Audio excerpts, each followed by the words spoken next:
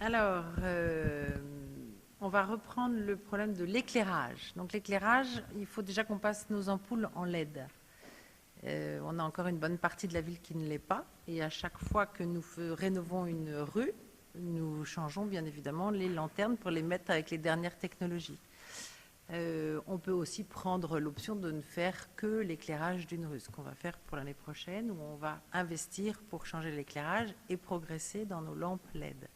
C'est vrai qu'on n'a pas pris l'option pour le moment d'avoir ce système qui se déclenche avec un mouvement, donc au passage d'un piéton ou d'une voiture qui éclairerait la rue quand on arrive, ce qui est très bien en économie d'énergie, ce qui est un tout petit peu plus anxiogène puisqu'on arrive au démarrage d'une rue et qu'elle est assez sombre, hein, pour ne pas dire dans le noir. Non, c'est pas. Il me semble que c'est quand même un petit peu le cas, mais on peut... Voilà, donc on a ce programme de rénovation quand même très régulier. Cette année, on en a fait 2. On va en faire, on va en faire 3, commandant la Renty, Villarmin et Caroline. Et l'année prochaine, on a 2 rues qui seront programmées également. Il ne faut pas oublier que notre intensité lumineuse de la nuit baisse de 50% entre 23h et 7h du matin sur la totalité de la ville. Pour le moment, c'est vrai qu'on a un système qui n'est pas très facile à piloter, mais on vient de mettre dans un boîtier électrique de la ville un système qui va nous permettre de le faire beaucoup plus facilement. Et ça va être un test fait sur la rue de Bucourt et Henri Regnault. Donc c'est déjà un système où on va progresser puisqu'on va pouvoir piloter vraiment de façon plus facile cette intensité de ville. Parce que pour le moment, on baisse de 50%, mais il s'avérait qu'on pourrait baisser certainement plus sans que ce soit détectable à l'œil. Voilà ce qu'on pourrait faire comme amélioration. Concernant le vélo, je suis assez d'accord avec vous, Xavier, sur le fait de rouler à vélo. Notre politique à nous, elle est quand même de le développer dans la mesure du possible, sans contraindre trop, effectivement, les autres parties, et que ce soit se fasse dans une harmonie la plus agréable. La passerelle de lave, c'est un sujet qu'on a abordé plusieurs fois et depuis longtemps avec Paris. La dernière fois, c'était lors d'une réunion que nous avons eue avec Paris concernant le bois de Boulogne et les changements que nous allions avoir du bois de Boulogne, où on a redemandé cette solution-là, mais qui n'est pas du tout visiblement dans leur programme. Donc là, ça ne va pas se faire. C'est un coût qui est trop important pour qu'on le prenne, et puis c'est pas chez nous, donc le sujet est clos. Sur la rue des Gatsep, c'est vrai que ça pourrait être dans l'axe de la passerelle. Pour le moment, on l'a envisagé, on a commencé à étudier les flux. Pour le moment, ce n'est pas une option qu'on a pris. Il faut quand même s'apercevoir que la rue des Gatsep, il y a un nombre de voitures hallucinant qui passent. Hein. Ce n'est pas du tout un petit axe. Hein. Donc on est à, je ne sais plus combien de voitures. On n'est pas loin oui, on a beaucoup. Enfin, on a un flot qui est très important, beaucoup plus que les vélos. Qu'est-ce qu'on avait comme point d'autre? Qu'est-ce que nous avions pour l'aménagement du parc, c'est vrai qu'on s'y est pas du tout plongé. C'est pas du tout de notre domaine. Non, mais on pourrait. C'est pas du tout de notre terrain, mais on pourrait se concerter. On en a déjà parlé. Moi, j'ai pas du tout avancé sur ce point-là, mais voilà, ça me semble un peu compliqué. C'est vrai que le passage des pavés n'est pas très agréable, mais enfin, on y arrive quand même en visant notre ligne de pavés. Difficile avec des petits trous. Pour les subventions, on a déjà l'Île-de-France Mobilité qui se charge de pas mal de choses, puisqu'on a les 500 € pour un vélo électrique, 600 € pour un cargo électrique, ça peut même monter jusqu'à 1200 pour un vélo adapté. Je ne me vois pas, nous, communes, subventionnant ça, parce qu'après, on peut subventionner tout autre mode de transport qui pourrait devenir assez compliqué. Hein? Les voitures? Voilà, exactement.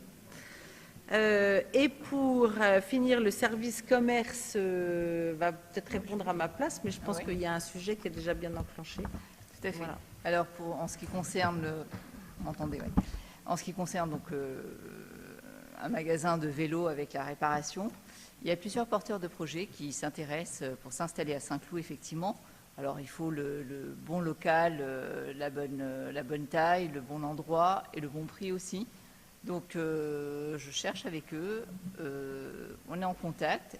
Mais néanmoins, il y a un projet qui est sérieux, qui va probablement aboutir. Il y a encore des problèmes juridiques à régler pour que ça se fasse entre le propriétaire du local et le futur preneur. Mais c'est en très bonne voie et ça va se faire.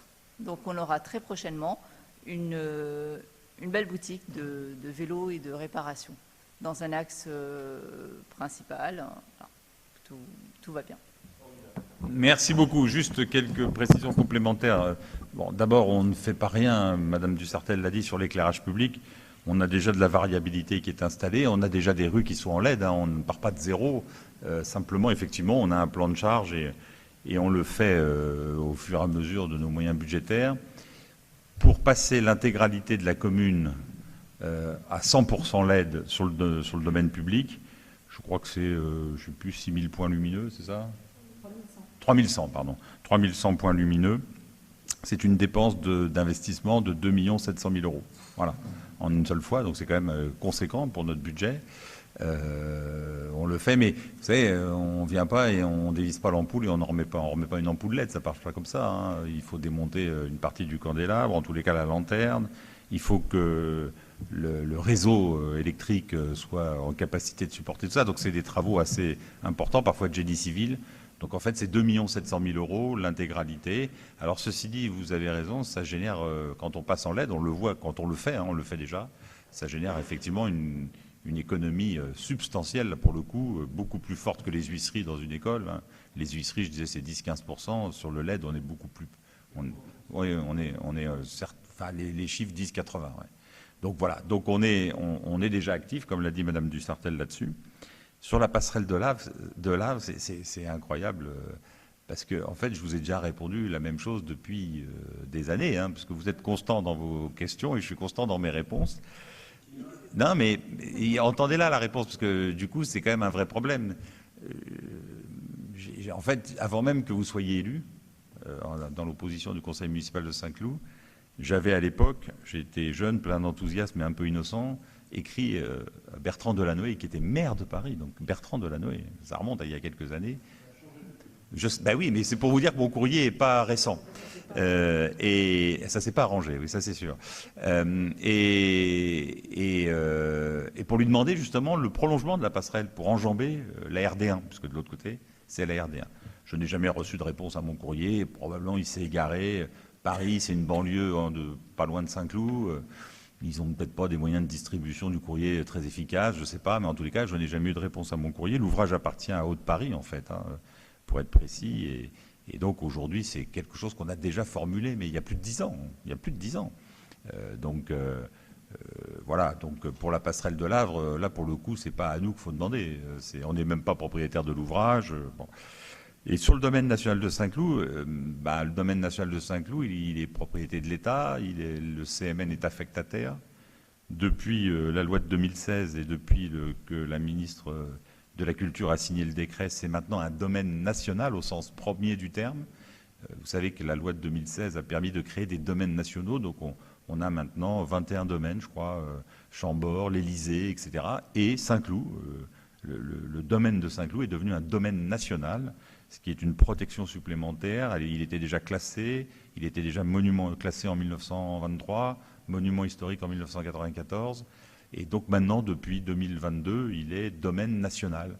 Et alors là, je peux vous dire, bon, avant de faire un plan de circulation pour le vélo, ou d'ailleurs pour toute autre chose, ça va être très complexe. Donc le domaine national, franchement, c'est pas du tout à notre niveau, et on n'est absolument pas décisionnaire. Donc voilà, on essaye d'avancer. Vous savez, nous, on a un leitmotiv qui est assez humble, qui est qu'on aimerait, c'est un vœu peut-être pieux d'ailleurs, on aimerait qu'on arrive à un partage apaisé de l'espace public. Et quand on voit aujourd'hui ce qui se passe à Paris ou ailleurs d'ailleurs, on en est loin. Donc il faut qu'on arrive dans une commune urbanisée comme la nôtre, qui a 1500 ans d'histoire, des rues qui sont parfois vieilles de plus de 100 ans et qui donc n'ont pas été dimensionnées pour envisager tous les modes urbains d'aujourd'hui. Eh bien, il faut qu'on arrive à trouver des cheminements, des possibilités. C'est ce qu'on fait. On le fait dans la mesure de ce qu'est l'image de notre commune. Donc, à chaque fois qu'on peut, on met en place quelque chose. Mais vous savez, il faut bien faire attention à une chose, c'est que même en vélo électrique, vous avez quand même beaucoup de gens dans notre pays qui ne sont pas du tout en capacité de se déplacer en vélo. Et il y a une façon assez égoïste d'ailleurs, voire totalitaire, de penser qu'il faut mettre tout le monde à vélo quand on sait que beaucoup de gens et beaucoup de... Mais si, parce qu'en fait, vous savez, c'est ce que je disais tout à l'heure, on est dans le domaine, avec le vélo, on est dans le domaine de la morale et pas de la politique. Autrement dit, si vous ne faites pas du vélo, vous êtes un sombre abruti, réactionnaire. Mais si. Mais c'est pas grave, vous savez, j'ai du tempérament, donc j'assume. Mais c'est bien différent de tout ça. Il y a d'abord plein de gens qui ne souhaitent pas faire du vélo. Il faut aussi les respecter.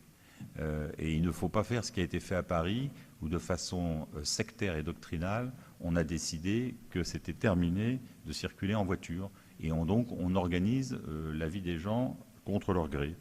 Ça, il y a des régimes totalitaires qui font ça. Mais en tous les cas, nous, on n'est pas du tout là-dessus. Si des gens souhaitent se déplacer en vélo, ils sont les bienvenus, on les accompagnera. Si des gens souhaitent se déplacer en transport en commun, ce qui est quand même une bonne solution pour régler le problème de réchauffement climatique et de dérèglement climatique dont vous parliez, je crois beaucoup plus dans les transports en commun que dans le vélo d'ailleurs pour régler ce problème, eh bien c'est aussi une bonne solution. Et puis si des gens décident de prendre des véhicules qui seront peut-être des véhicules propres, je ne parle pas de la voiture électrique parce que d'abord j'ai cru comprendre, vu ce qu'on nous annonçait, que probablement on aurait peut-être des difficultés pour recharger nos batteries. Donc vous voyez, quand vous êtes en voiture électrique, si tout d'un coup il y a des ruptures d'alimentation électrique, ça va être un peu compliqué pour circuler. Mais surtout, le bilan carbone de la voiture électrique n'est pas du tout ce qu'on nous raconte.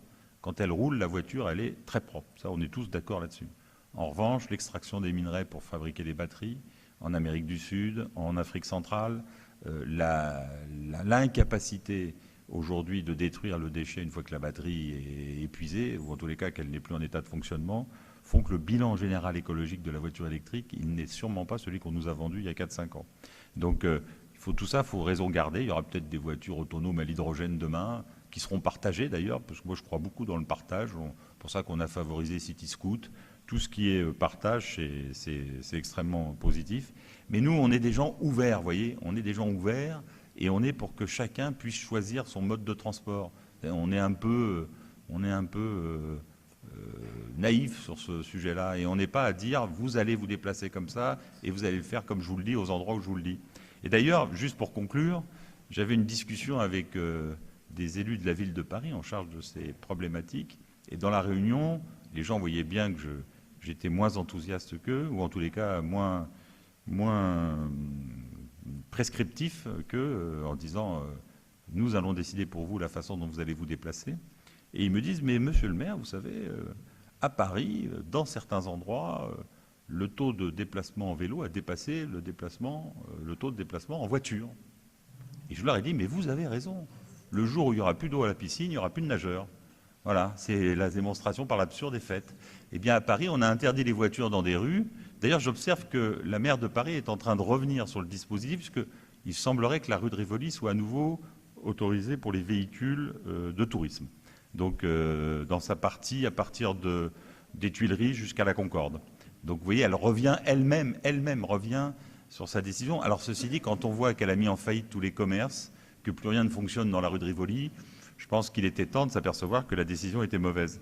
Mais donc nous, on est pour le libre choix de circuler librement avec son moyen de circulation et sans pointer du doigt les autres et surtout sans leur imposer le mode de transport qu'on a choisi. Nous sommes beaucoup plus libéraux que vous sur ce sujet.